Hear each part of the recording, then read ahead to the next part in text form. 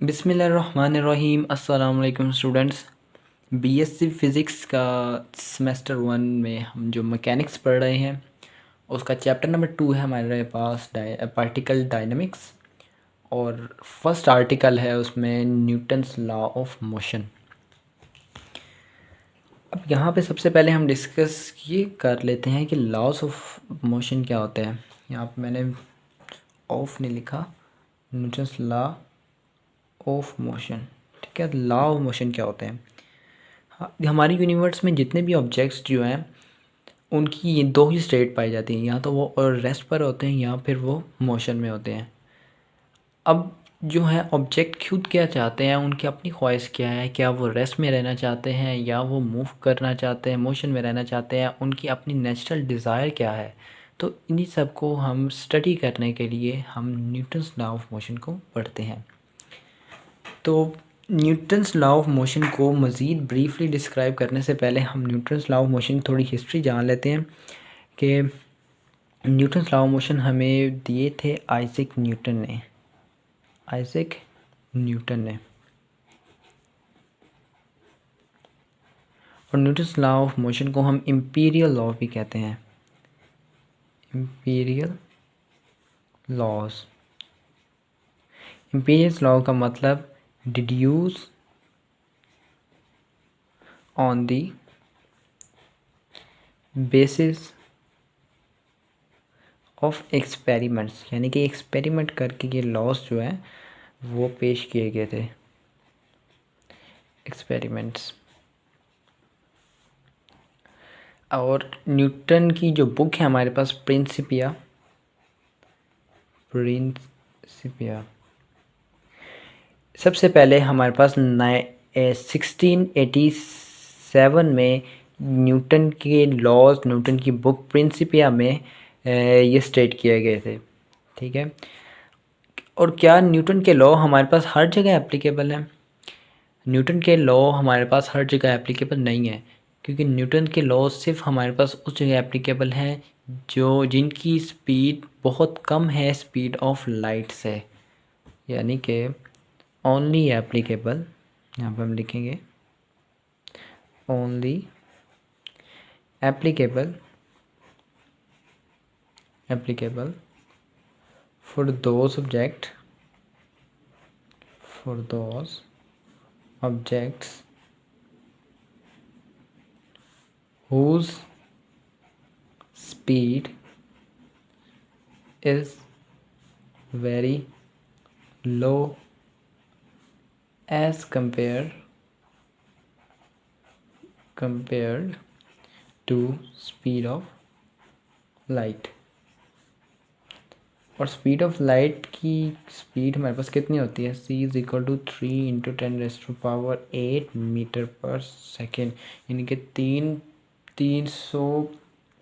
30 crore metre per second. इतने ज़्यादा metres जो है वो एक सेकेंड में हमारे पास स्पीड जो है कवर करती है। इतनी ज़्यादा स्पीड है उसकी। यानी कि अगर हमारे पास कोई साइकिल मूव कर रही है तो उस पर हमारा न्यूटन्स का लॉ एप्लीकेबल है, क्योंकि उसकी स्पीड हमारे पास स्पीड ऑफ लाइट से बहुत कम है। एक जो एयरप्लेन है उसकी स्पीड ऑफ लाइट से बहुत कम है। एक जो शिप पानी के अंदर मूव कर रहा है उसकी स्पीड जो है हमारे पास स्पीड ऑफ लाइट से बहुत कम है। तो ये इवन हमारे पास अर्थ की जो रोटेशन है, अर्थ जो मूव कर रही है अपने एक्सिस पे, उसकी ऊपर भी हम न्यूटन्स के जो लॉज हैं वो अप्लाई कर सकते हैं, जिनकी स्पीड जो है वो स्पीड ऑफ लाइट से बहुत कम है।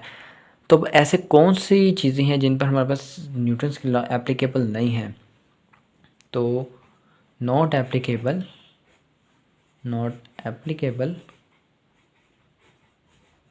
For particle atoms of particles. Atom के अंदर जो पार्टिकल्स होते हैं उनकी जो मोशन होती है, उनकी स्पीड अप्रोच करती है स्पीड ऑफ लाइट को। तो वहाँ पर हमारे पास न्यूटन्स के जो लॉ है वो एप्लीकेबल नहीं होते हैं, वो न्यूटन्स के लॉ फेल हो जाते हैं। Not applicable for atoms of particles of atom, particles of atoms. ठीक है। अब ये पार्टिकल्स ऑफ एटम्स को हम अगर न्यूटन्स लॉ ऑफ मोशन में नहीं स्टडी करते तो उनके लिए हमारे पास एक सेपरेटली मैकेनिक्स होता है और उसको हम कहते हैं रिलेटिविस्टिक मैकेनिक्स। रिलेटिविस्टिक मैकेनिक्स, ठीक है, in which we study about those objects, about those objects whose speed approaching speed of light, speed of light, speed of light इसको मैं शॉर्ट फॉर्म में लिख रहा हूँ यहाँ पे, ठीक है। तो ये जो रिलेटिविस्टिक मैकेनिक्स है हमें ये न्यूटन ने दिया था, इसको हमें हम जो था वो आइजैक न्यूटन ने सॉरी अल्बर्ट आइंस्टाइन ने पेश किया था। तो रिलेटिविस्टिक मैकेनिक्स यानी कि it is developed by Albert Einstein, ठीक है। अच्छा, तो ये हमारे पास हो गया न्यूटन्स लॉ ऑफ मोशन का एक हिस्टोरिकल बैकग्राउंड, ठीक है। अब हम देखते हैं कि जी न्यूटन्स लॉ ऑफ मोशन यानी कि हमने जो अभी प्रीवियसली हमें अभी पढ़ा कि जो अगर कोई ऑब्जेक्ट है मोशन ऑब्जेक्ट हैं उनकी अपनी नेचुरल डिज़ायर क्या है, क्या वो रेस्ट पे रहना चाहते हैं या वो मोशन में ही रहना चाहते हैं, तो उनकी अपनी डिज़ायर क्या है। अच्छा, न्यूटन्स को ये क्या पड़ी थी कि न्यूटन से हमें ये अपने जो हैं लॉज दे दिए, लॉज ऑफ मोशन, वो किस वजह से दिए, किस बिना पर उसने दिए थे। न्यूटन से पहले क्या समझा जाता था, पहले अगर न्यूटन से पहले की बात अगर हम करें, फॉर एग्ज़ाम्पल मेरे पास एक बॉल, अगर मैं किसी बॉल को यहाँ पर ये टेबल के ऊपर मैं एक बॉल को रखता हूँ, ठीक है, या ये पेन को मैं यहाँ पर रखता हूँ, अगर इस पेन को मैं, पेन तो यहाँ पे ये थोड़ा स्लिप कर रहा है, इसको बंद करके ये मार्कर देखें यहाँ पे, अगर एक मैं मार्कर को यहाँ पे एक रखता हूँ, ठीक है। अब मैं इस मार्कर को 1 घंटे बाद देखूँगा, 1 दिन बाद देखूँगा, 1 हफ्ते बाद देखूँगा तो ये यहीं पे पड़ा होगा। इवन 1 साल बाद आके भी मैं देख लूँगा ये मार्कर यहीं पे पड़ा होगा, जब तक अगर इसको कोई दूसरी एक्सटर्नल फोर्स ना इसके ऊपर लगे, कोई यानी कि इसको कोई दूसरा ना छेड़ा आके, तब तक ये मार्कर यहीं पे पड़ा रहेगा, ठीक है। अगर मैं इस मार्कर को थोड़ा मूव करता हूँ, इस तरह आगे करके ये मूव करता हूँ, तो ये फिर थोड़ी देर बाद जाके रुक गया, अपनी रेस्ट पोजीशन के ऊपर वापस आ गया। यानी कि न्यूटन से लॉस देने से पहले ये समझा जाता था कि बॉडीज़ जो हैं, ऑब्जेक्ट्स जो हैं जितने भी, वो रेस्ट पर रहना चाहते हैं, वो अपनी जो है उनकी ख्वाहिश है कि वो रेस्ट पर रहें। पहले जो रेस्ट पर रखा हुआ है तो वो रेस्ट पर ही जितने, अगर हमने उनको जब तक उनकी एक्सटर्नल फोर्स उन पर अप्लाई ना की कोई, और अगर उनको मूव किया तो वो थोड़ी देर बाद दोबारा अपनी रेस्ट पोजीशन पर वापस आ गई। ये वब का मामला है जब न्यूटन ने अपने लॉ ऑफ मोशन नहीं पेश किए थे। लेकिन न्यूटन ने इनकी आधी बात को करेक्ट समझा और आधी बात जो करेक्ट नहीं थी उसको करेक्ट साबित किया। न्यूटन ने कहा कि अगर आप कहते हैं कि अगर कोई बॉडी जो है वो अगर रेस्ट पर है तो वो रेस्ट पर रहेगी जब तक उसके ऊपर दूसरी फोर्स नहीं अप्लाई करते, ये ठीक है। लेकिन अगर ये बात जो आपने कही कि अगर किसी बॉडी को हम यूनिफॉर्म स्पीड के साथ मूव करते हैं तो वो थोड़ी देर बाद दोबारा रेस्ट पे आ जाती है, उसमें आपने सबसे एक मेन चीज़ मिस कर दी कि आपने फ्रिक्शन को इग्नोर कर दिया। अगर मैं देखूँ ये पेपर है, इसके पेपर के ऊपर मैं इसको पेन को आगे थ्रो करूँ, ठीक है, तो ये पेन जो है आगे जाके रुक जाता है क्योंकि ये पेपर के ऊपर एक फ्रिक्शन है। किसी सरफेस के ऊपर मैं बॉल फेंकूँ, बॉल थोड़ी देर बाद जाके रुक जाएगी, वहाँ पे फ्रिक्शन है। दुनिया में हम कहीं भी किसी भी जगह पे बहुत स्मूथ से स्मूथ सरफेस भी ले लें तो उसकी भी कुछ ना कुछ फ्रिक्शन मौजूद है।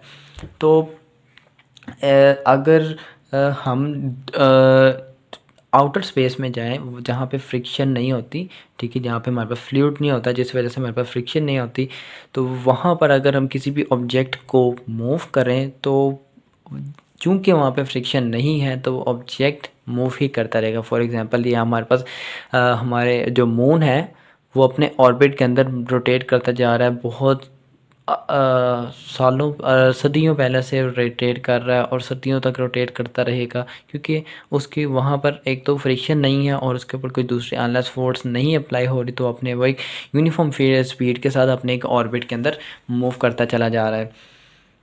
तो इसी तरह न्यूटन ने ये हमें एक स्टेटमेंट दी कि जो बॉडी जो चीज़ें ऑब्जेक्ट्स हैं अगर वो रेस्ट पर रहें तो वो रेस्ट पर रहते हैं जब तक उनके ऊपर कोई दूसरी फोर्स, कोई दूसरी चीज़ अनबैलेंस फोर्स जो आके अप्लाई, एक्सटर्नल फोर्स उसके ऊपर ना अप्लाई हो।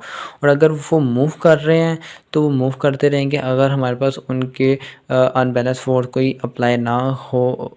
अगर जिस तरह हम यहाँ पे हमारे पास अर्थ में अगर हम कहीं भी ले लें तो फ्रिक्शन जो है वो आ जाती है। तो इसकी स्टेटमेंट क्या है जी, अ बॉडी एट रेस्ट, ये इसकी स्टेटमेंट लिखना है, at rest will remain at rest, और a body is moving with uniform speed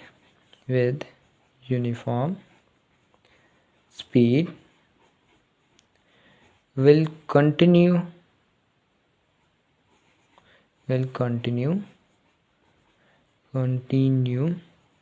to do so unless some unbalanced force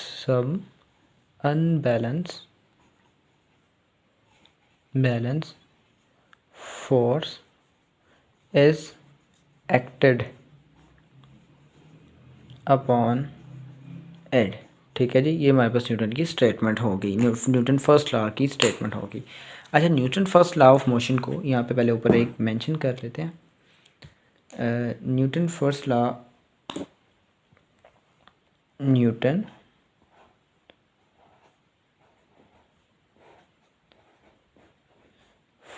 of motion.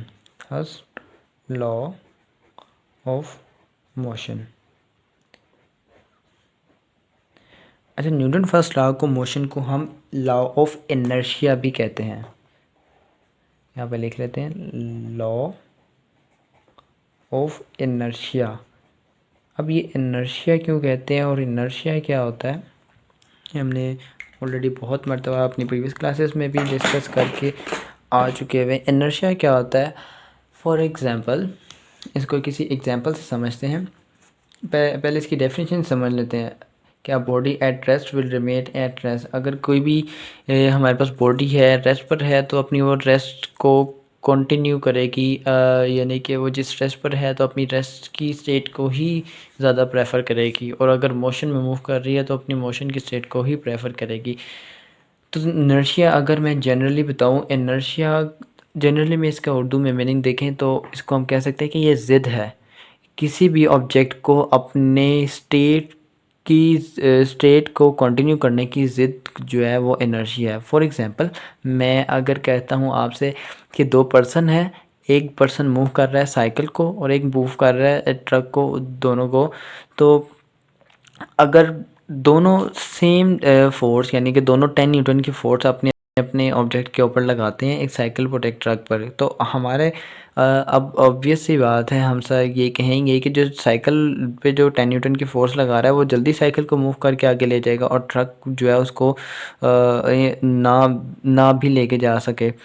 तो ये क्यों फ़र्क इन दोनों में आ रहा है कि साइकिल जो है वो जल्दी मूव कर रही है और ट्रक जो है वो बाद में मूव कर रहा है, तो इन दोनों में इनर्शिया का फ़र्क आ रहा है कि जो ट्रक है उसका इनर्शिया ज़्यादा है और साइकिल का इनर्शिया कम है। तो अब इनर्शिया कम है मतलब यानी कि ट्रक का मैस ज़्यादा है, साइकिल का कम है, तो यानी कि mass is a quantitative measurement of inertia. जितना किसी भी चीज़ का मैस ज़्यादा होता है उसका इनर्शिया ज़्यादा होता है, तो उसको मूव करने में यानी कि अपनी स्टेट चेंज करने में उसको थोड़ी डिफ़िकल्टीज होती हैं, ये कह ले सकते हैं। तो इनर्शिया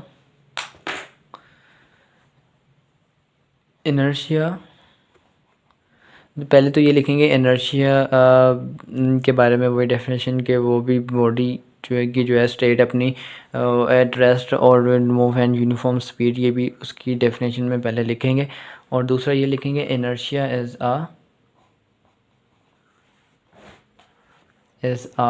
क्वांटिटेटिव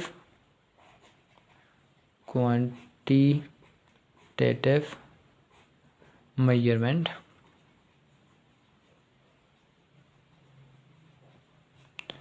ऑफ mass। ठीक है, अब mass जो इनर्शिया जो है उसका यूनिट क्या होगा, तो इनर्शिया का क्या यूनिट होगा। अब अगर इनर्शिया को मेजर किया जा रहा है मैस के तौर पर, तो जो मैस का यूनिट होगा वही इनर्शिया का यूनिट होगा, तो इनर्शिया का यूनिट भी हमारे पास किलोग्राम होगा।